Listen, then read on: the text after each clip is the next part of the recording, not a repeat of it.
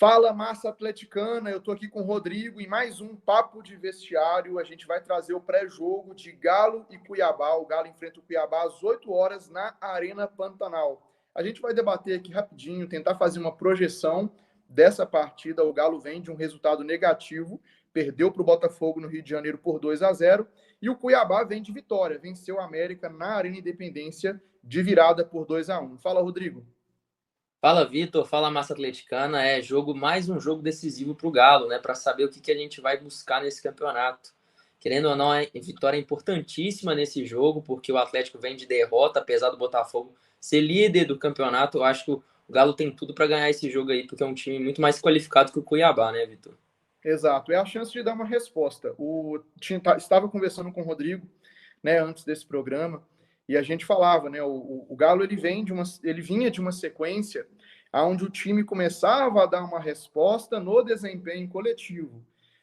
Quando me perguntam sobre a evolução desse time de Cudê, existiu sim, na minha opinião, uma evolução antes do jogo contra o Botafogo ali. A gente viu coisas interessantes sendo aplicadas. Agora, na minha opinião, essa evolução do time do Cudê, ela é lenta, tem sido um processo moroso. Não é um trabalho de rápida implementação, de rápido resultado. A gente ainda não viu isso.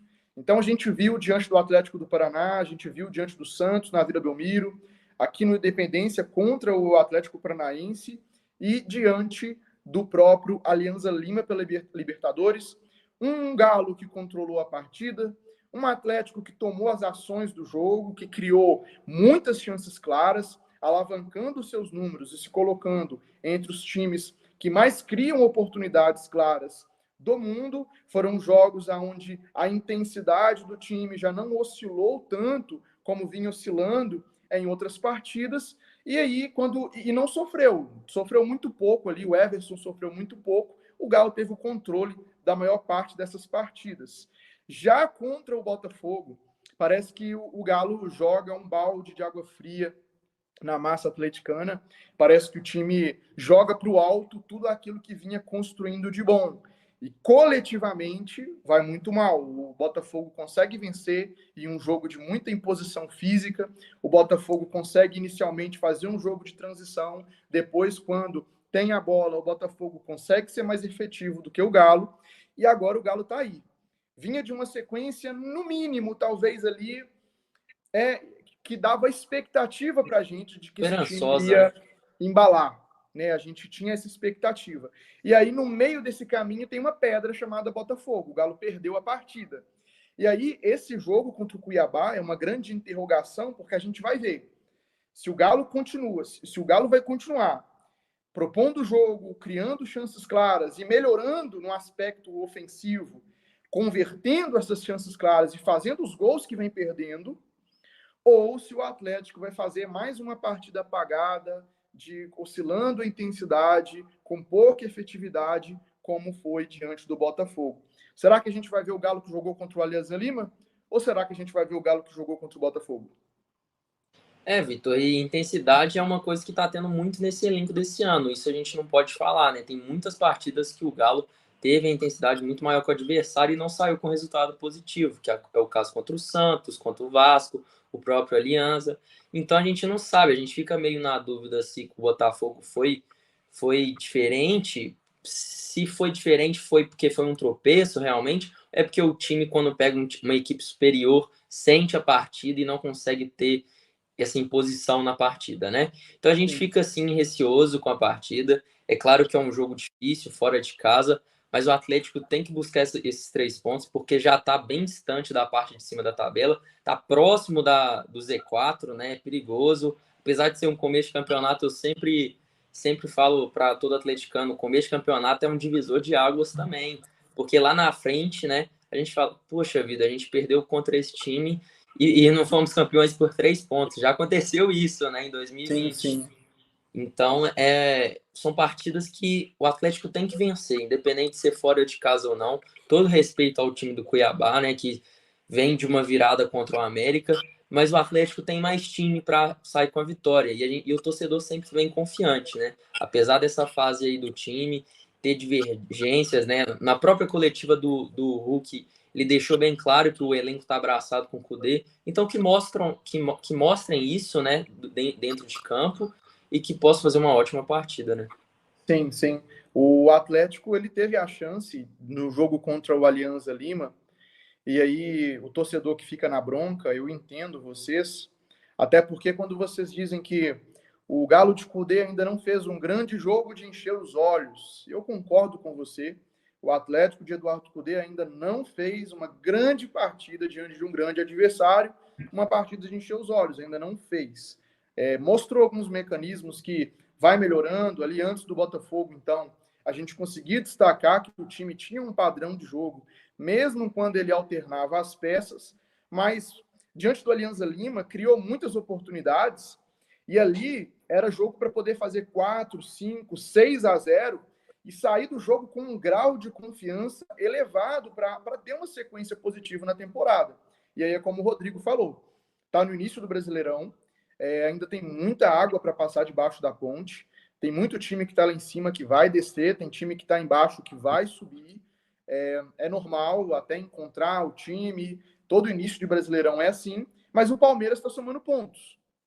E você vê times ali na parte de cima que está somando pontinhos ali importantes, que lá na frente esses pontinhos podem fazer a diferença. Mas eu acho que o principal agora é essa sequência positiva. E diante do Botafogo, jogaram fora a oportunidade de ter ali uma sequência positiva. Não menosprezando também, uma coisa que eu sempre gosto de falar quando eu estou conversando sobre futebol, não menosprezando também o poder do adversário.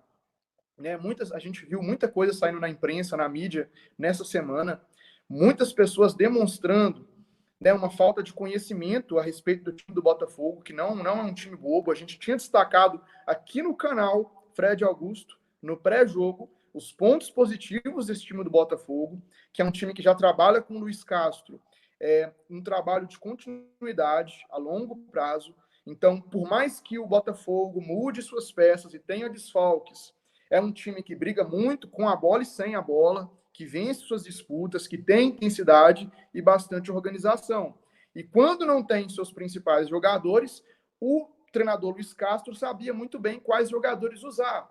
Então a gente destacou esses pontos positivos do Botafogo também, que tinha ali os seus recursos para poder jogar contra o Galo, colocou os seus recursos em campo diante do seu torcedor no Rio de Janeiro e conseguiu vencer a partida. Não por isso o time é líder do Campeonato Brasileiro e agora está com 4 vitórias consecutivas na competição.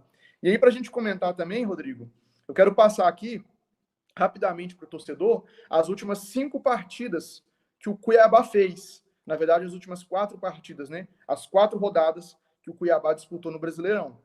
O time estreia no Brasileirão contra o Palmeiras, então já pega uma pedreira de cara e perde em São Paulo por 2-1. Depois, o Cuiabá faz um jogo em casa contra o Bragantino, que também ainda não se acertou. E empata com o Bragantino de 1-1. Já dá para a gente ter uma margem legal aí. Porque o Cuiabá faz mais um jogo em casa contra o Grêmio e também não vence. Perde para o Grêmio por 2-1 dentro de casa. E só vai vencer nesse último jogo contra o América, aqui na Arena Independência. Ou seja, perdeu para o Palmeiras, não venceu os 2 jogos que teve em casa, empatou com o Bragantino e perdeu para o Grêmio, e venceu o América em um jogo onde o América tinha o controle da partida, estava vencendo, mas por desatenção da defesa, sofreu 2 gols ali no final, um lance de bola parada também, e o América acabou saindo derrotado. Ou seja, é jogo para o Galo vencer, sem desculpas, assim. E aí eu vou ser coerente com as minhas palavras. Depois do jogo eu vou reafirmar o que eu estou dizendo, sem desculpas. Né? O time demora tempo para poder encaixar, para implementar as ideias, para encaixar o trabalho, ok. Mas precisa de vencer o Cuiabá. O Cuiabá não venceu o Bragantino em casa, não venceu o Grêmio que acabou de subir da 2ª divisão, cheio de desfalques, venceu o Cuiabá lá. A gente sabe que futebol é jogado, a gente sabe que futebol envolve intensidade, briga, disputa de ambos os times, mas aí eu estou sendo bem sincero para o torcedor. O Galo não pode pensar em ser derrotado para o Cuiabá, tem que pensar na vitória e tem que buscar esses 3 pontos. É inadmissível pensar em outra coisa. Penso totalmente parecido com você, Vitor, falando um pouco de Botafogo ainda, porque veio alguns torcedores de Botafogo aqui no canal no canal no vídeo passado, eu falei que o Atlético tinha a obrigação de ganhar do Botafogo pelo elenco do Atlético. Você vê o papel. Sim, sim. Apesar do Botafogo ser um time bem formado, o time do Atlético é muito superior. Eu Sim. acho isso. Tipo E eu assim, concordo com você. as peças do Atlético, se você faz um cara a cara com o Botafogo, dá galo. Agora, perder para o Botafogo dentro da casa deles não é surpresa. O que me surpreendeu foi a forma que a gente perdeu. Exato, a forma como o jogo foi jogado e disputado, né? Exatamente. E aí eu concordo com você, porque, por exemplo, se você pensar em nomes, o torcedor, né, do Botafogo, do Cuiabá ou de qualquer outra equipe pode ficar chateado com a gente, mas a gente tem que falar o que a gente vê. Poxa, da mesma forma que a gente olha para o elenco do Flamengo hoje, fala que o elenco do Flamengo é qualificado, que a gente olha para o elenco do Fluminense e fala que o elenco do Fluminense é qualificado, a gente olha para o elenco do Palmeiras e fala que o elenco do Palmeiras é mais qualificado, a gente olha para outros elencos e, poxa, o Galo hoje tem um elenco tecnicamente mais qualificado. O Hulk, há 2 anos atrás, estava sendo campeão brasileiro, campeão da Copa do Brasil. O Zaratio também. O Gemerson é um zagueiro com experiência na Europa, jogando jogos importantes na Liga dos Campeões pelo Mônaco. Você tem o Lemos com experiência na Europa, marcando o Cristiano Ronaldo, marcando o Messi. Você tem o Everson, que é um goleiro experiente, já jogou no Santos, agora está no Galo.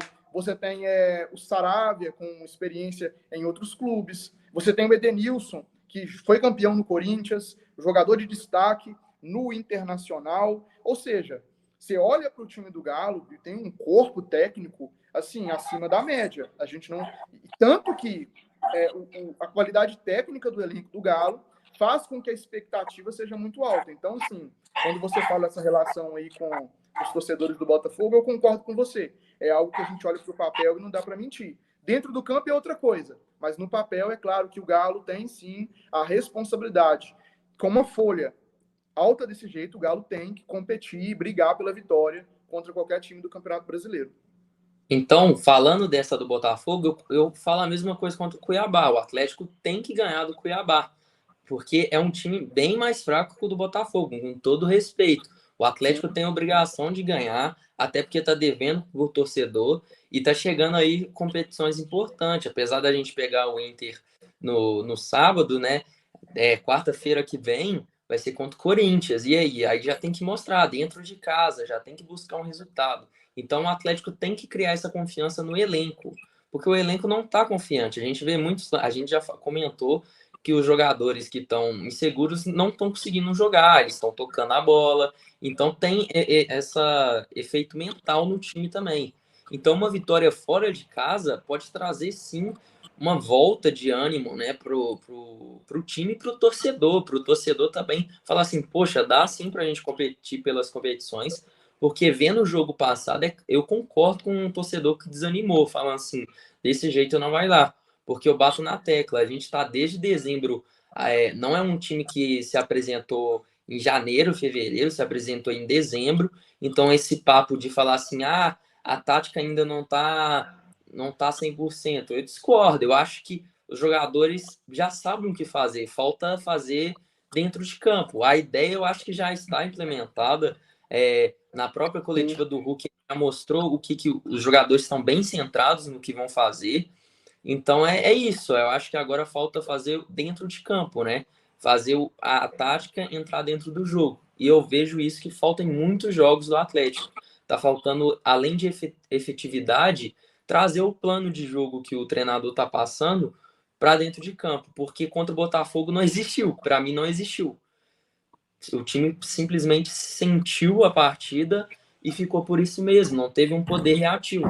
Então o Atlético tem que pensar assim, pô, se a gente sair atrás do resultado, vamos criar essa alternativa, porque aí a gente consegue crescer em cima do adversário. O Botafogo, depois do primeiro jogo, do primeiro gol, ele recuou um pouquinho, ele queria ver o que o Galo ia fazer. Só que o Galo não fez nada. E aí eles falaram, uai, vamos conseguir fazer mais gols aqui nessa brincadeira. E foi o que aconteceu. Eles Sim. tentaram até o final do jogo. Fizeram um, fizeram dois, poderia ter feito mais três se não fosse o Ederson. Então, essa é a minha preocupação. A tática tá na mente dos jogadores, mas eles têm que também colocar ela dentro de campo, né, Vitor? Sim, sim, exatamente, eu concordo com você. O Cuiabá, eu vou só passar aqui a escalação do Cuiabá, o time que o Cuiabá mandou a campo contra o América. né, para o torcedor. O time teve o goleiro Walter, aquele mesmo que passou pelo Corinthians, Matheus Alexandre, Alain Empereur, Marlon, Mateuzinho, Felipe Augusto Ranielli, Pablo Capellini, Emerson Ramon, Luri Castilho e o famoso Daverson, ex-Palmeiras. O treinador é o Ivo Vieira. É um time que no papel não chama atenção, mas a gente sabe que hoje no futebol as equipes estão sim buscando o melhor nível de organização tática, com táticas coletivas e individuais bem treinadas. Está todo mundo buscando competir, mas o Galo não pode se dar ao luxo de perder essa partida. Precisa de dar uma resposta para o torcedor, como você bem disse, e precisa de jogar. Precisa de jogar bola, melhorar a efetividade, não oscilar tanto na intensidade, no nível de concentração e colocar a bola para dentro. Eu acho que só, né, essa discussão, análise, desempenho, resultado, esse equilíbrio é muito legal. A gente sempre fala do desempenho, mas está na hora do resultado já ter uma sequência de bons resultados também. E aqui ficam as minhas considerações. Eu acho que é isso. O Galo tem totais condições de vencer e a gente repete, é repetitivo, porque em todas as partidas a gente diz isso, mas não adianta nada ser superior. Os jogadores precisam de converter essa superioridade no resultado. Vitor, a gente não escalou o time, a gente falou tanto, tanto, e a gente esqueceu de escalar o time do Galo. Vamos passar um pouquinho aqui que a gente acha, né? Vamos lá, vamos lá. Eu acho que o goleiro é o Everson, você também acha? Esse aí não tem dúvida, né? Everson, será que ele vai testar Lemos e Fux ou repete o Gemerson? Eu acho que vai ser Fux e Gêmeos. Será Lemos que o Lemos fora? vai titular? Tô preocupado com o Lemos. Parece que eles estão segurando ele um pouco. Não sei se ele tá 100%. Mas se ele tiver 100%, eu ia de Lemos e Fux. Tentava nessa zaga. Ia ser interessante, porque o Gemerson vem com uma sequência de jogos aí. E, querendo ou não, em alguns lances ele não tá conseguindo acompanhar, né? Tá bem irregular nos jogos. Então eu tentarei de Lemos. Vamos fechar a zaga aí com Lemos e Fux. A Vamos. lateral direita é o Mariano. É. Na esquerda, Rubens. Rubens, eu sou. Rubens? Rubens, né? No meio a gente tem só o Rodrigo Bataglia, né? Já que o Otávio ainda não está à disposição. Rodrigo que deve estar quase pendurado, né? Porque ele tomou o cartão na última, não sei se ele tomou nas últimas 3, mas ele gosta de fazer uma falta, não sei. Depois vale a gente ver se ele está pendurado, porque aí é preocupação, porque se o Otávio não tiver 100%, como que o Kudê vai escalar para a próxima partida? E meio é a dúvida, né? No meio, eu acredito que ele vai com parecido com o que ele jogou fora de casa contra o Brasil de Pelotas. Acho que ele vai com Edenilson, Zaratio e Igor Gomes. Mas aí é a opinião minha. Eu tô com dúvida no Zaratio, mas o Kudê já deixou bem claro que gosta do Zaratio, né? Não vou tirar o Zaratio nesse jogo, não. Zaratio que deu uma sumidinha também, né? Tá na hora de mostrar também um futebol bom, porque a gente sabe que ele tem, né? Jogadores bons a gente cobra porque a gente sabe o que ele entrega. Então, eu acho que o Zaratio tem tudo para mostrar nesse jogo, então. Então, eu vou confiar no você. Zaratio, Igor e Edenilson. Tem o Pavon também aí, que não sei se eu você colocaria prefere Pavon e Hulk. Pavon e Hulk Eu no ataque. improvisaria. Você iria de Paulinho? Eu quero poupar o Paulinho um pouco. O Paulinho, eu tenho uma opinião sobre o Paulinho. O Paulinho, na minha opinião, e eu vou até tomar porrada por isso, mas o Paulinho é um jogador acima da média. Não é qualquer jogador que vai para o Bayer Leverkusen, que não é fácil assim ir para a Europa hoje. E ele vai como um destaque. Foi campeão olímpico, é um jogador que tem qualidade técnica, que sabe finalizar, que sabe fazer gols, mas vive um mau momento. E aí, de repente, é uma oportunidade para colocar o Paulinho no jogo quando essa bola começar a entrar. Então. E aí você tira do Paulinho esse peso nas costas Eu colocar um jogador ali que está com um pouquinho mais de confiança, que no caso é o Pavon, deixa o Pavon ali pela direita, o Hulk um pouco pela esquerda ali. A gente não tem esse centroavante para poder jogar de costas para o gol, de toda forma. Então, de toda forma, esses atacantes ali na frente vão ser sacrificados, né? Mas a gente poderia deixar Hulk e Pavon e deixaria o Paulinho para, quando a bola voltar a entrar, poxa, coloca o Paulinho, ele vai ganhando confiança, que eu não tenho dúvida alguma de que o Paulinho será titular desse time. Não, concordo plenamente com você, Vitor. O Paulinho tem total capacidade, ele não é artilheiro do Atlético à toa na Libertadores. Eu concordo muito. O problema é essa falta de confiança. Então, eu entraria com ele, vamos supor, o jogo tá 2-0 ou 1-0, assim, bem tranquilo, coloca o Paulinho, porque ele vai decidir se a bola receber. Agora, se tiver um 0-0, eu acho que tá pesando para ele isso, porque é um menino novo, né? Eu acho que ele teve essa bagagem de experiência, mas ele também está sentindo o momento. Eu acho que ele está respeitando o momento de cobrança. Ele está na dele, né? Ele fica quieto na dele, fala que ele está fazendo o máximo. E eu concordo com ele. Ele tem tudo para fazer isso, fazer uma volta por cima, né? Então, eu acredito que se poupar ele desses momentos, ele vai ressurgir aí das cinzas de uma maneira gloriosa no Atlético. É isso aí que a gente conta e a gente espera. E é isso aí, massa atleticana. Eu gostaria de agradecer você que ficou até aqui com a gente. Agradecer você, torcedor, que tem assistido os nossos vídeos, que tem acompanhado o nosso canal. Deixar um grande abraço para vocês, que o Galo faça um bom jogo e conquiste aí os 3 pontos. É isso aí, Vitor. Valeu, massa atleticana, e bom jogo pra gente.